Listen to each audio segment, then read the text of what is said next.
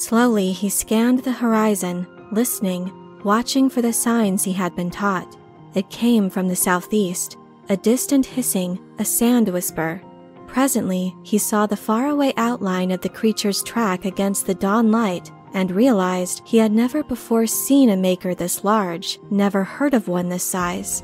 It appeared to be more than half a league long, and the rise of the sand wave at its cresting head was like the approach of a mountain.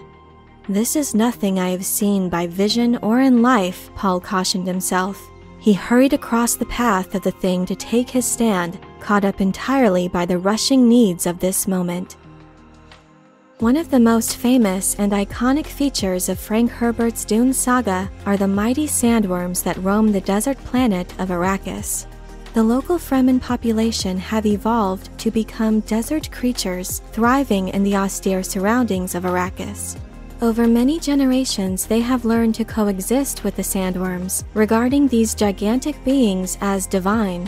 An integral tradition for every Fremen is the trial of Shai Hulud, which entails successfully summoning and mounting a formidable sandworm. As the story of Dune unfolds, a critical moment in the life of Paul Atreides occurs when he attempts this sacred rite of passage.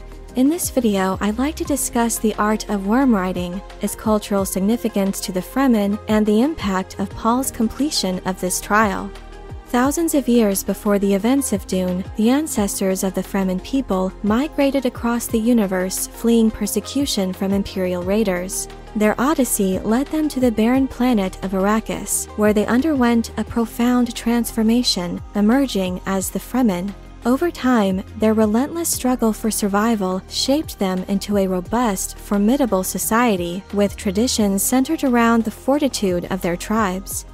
The colossal sandworms became deeply ingrained in Fremen culture, with many of their customs and rituals revolving around the veneration of these creatures, who they came to view as the physical manifestation of God.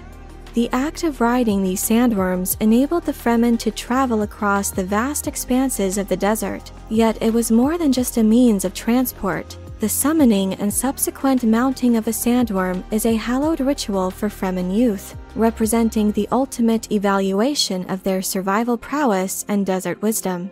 Surviving such a close encounter requires prior expertise in navigating the desert sea inconspicuously, without inadvertently drawing the attention of any nearby sandworms. The Fremen walk in a non-rhythmic fashion, allowing their movements to harmonize with the ambient sounds of the environment. Without such preparation, the ominous arrival of a sandworm would spell certain death.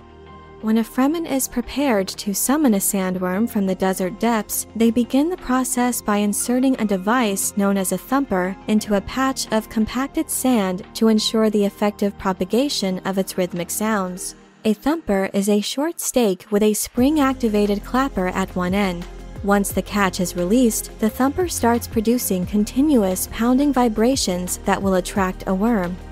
A rider must listen and watch carefully to determine the path of the sandworm, positioning themselves close enough to mount the creature. However, they are careful to maintain a safe distance in order to avoid being swallowed by the swirling vortex it leaves in its wake. The optimal distance to stand outside the worm's radius is calculated as half a meter for every meter of the sandworm's diameter. The candidate must remain composed as Shai Hulud approaches, standing still and blending in with the desert. They must not be overtaken by fear, lest they succumb to this force of nature. A rider carries a slender whip-like shaft in each hand, each tipped with a plasteel hook and measuring approximately 1.5 meters. These staffs, known as maker hooks, facilitate the mounting and steering of the sandworm. As the creature nears, the rider runs to latch on using these extended hooks. Though the sandworm's scales are virtually impenetrable, they can be manipulated to the Fremen's advantage. Once the lead worm rider has snared one of the sandworm's ring segments, the hook is then used to pry open its scale, exposing its soft inner tissue to the abrasive sand. To avoid the intense irritation, the worm instinctively rotates its body, lifting the exposed side farthest from the desert floor, and in doing so, elevates the rider as well. To guide the captive sandworm, the rider can shift their hooks along the creature's flank, causing it to roll and change direction. This must be done carefully, with the rider moving its hooks one at a time, ensuring there is always an open ring segment. This prevents the creature from submerging, which would likely result in a fatal outcome for any reckless candidate. Once the rider is in full control of the mighty sandworm, the other Fremen mount the creature using their maker hooks, collaboratively steering it by adjusting their hooks as necessary.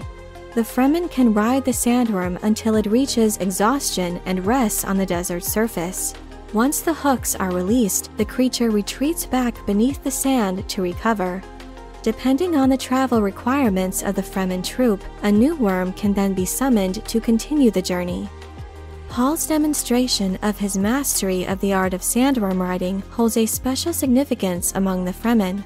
At this point, many Fremen suspected the young Atreides of being the prophesied Mahdi, an off-world messiah destined to lead them to paradise. This messianic legend was seeded long ago as part of the Bene Gesserit's religious engineering efforts, which Lady Jessica and Paul leveraged to ensure their safety and establish their leadership among the Fremen.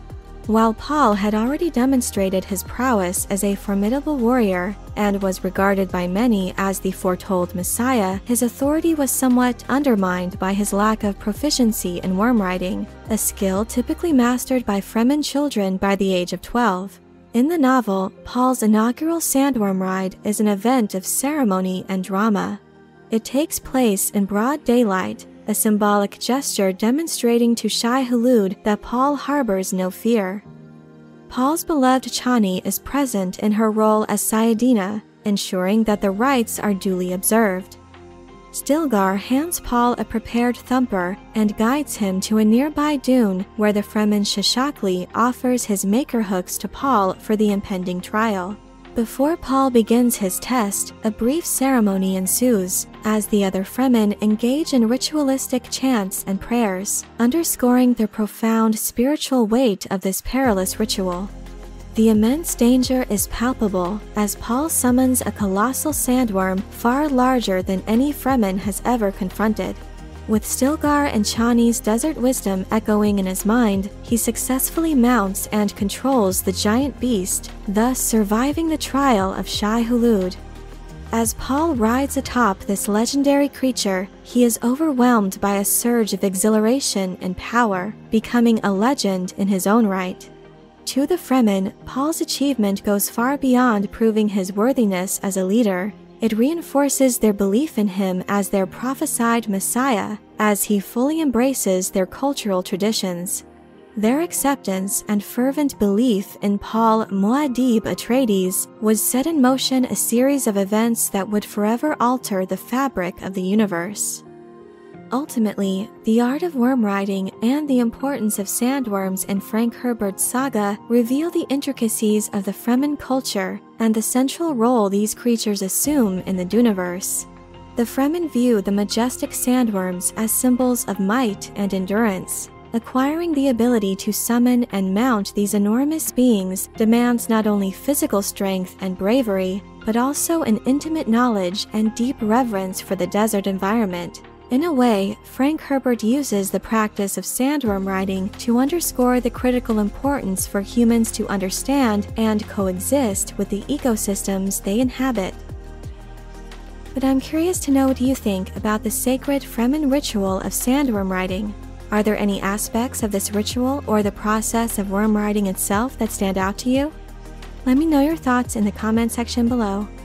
I hope you enjoyed this video.